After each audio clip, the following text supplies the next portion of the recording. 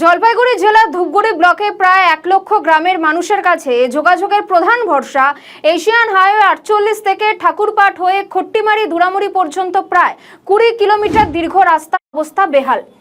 যাতায়াত কার্যত অসম্ভব। স্থানীয়দের অভিযোগ, রাস্তার বড় বড় গর্ত হয়ে গিয়েছে এবং ভাঙাচোরা অংশের কারণে এখন টোটো চলাচলও পুরোপুরি বন্ধ হয়ে গিয়েছে। সেখানকার মানুষজন তারা সমস্যার মধ্যে পড়ছেন। তারা বলছেন যে অ্যাম্বুলেন্স রাস্তা আসতে পারছে না। বহু সমস্যার মধ্যে পড়ছেন সেখানকার বাসিন্দারা। তারা চাইছেন রাজ্যে নতুন যাতে খুব তাড়াতাড়ি এই রাস্তা ঠিক হয়।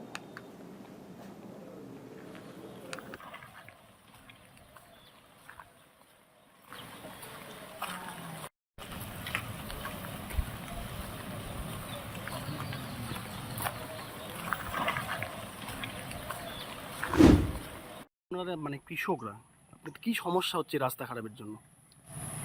আমাদের সমস্যা হচ্ছে ধূপগুড়ি যাওয়ার একটাই রাস্তা, সেই রাস্তার বেহাল অবস্থা। এই রাস্তায় টোটো এবং ছোট যে গাড়িগুলো আছে কোনো মতেই মাল বহন করতে চায় না। এর জন্য অনেক পরে আমাদের মাল অল্প পয়সায় নিয়ে ওরা কালীহাট অথবা অন্য রাস্তা দিয়ে ঘুরে যাচ্ছে। মানে আপনাদের উৎপাদিত ফসল আপনারা মার্কেটে নিয়ে যেতে পারতেছেন না। গাড়ি এবং টোটো যদি না পাওয়া যায় তাহলে কিভাবে নেব? এটা তো একটা বড় সমস্যা হয়ে যায়। মানে এই যে এই রাস্তার সমস্যা তো আজকের থেকে না, এটা প্রায় বিগত 4-5 বছর ধরেই চলতেছে এই অবস্থাতে আছে। মানে কেউ কথা শুনছে না।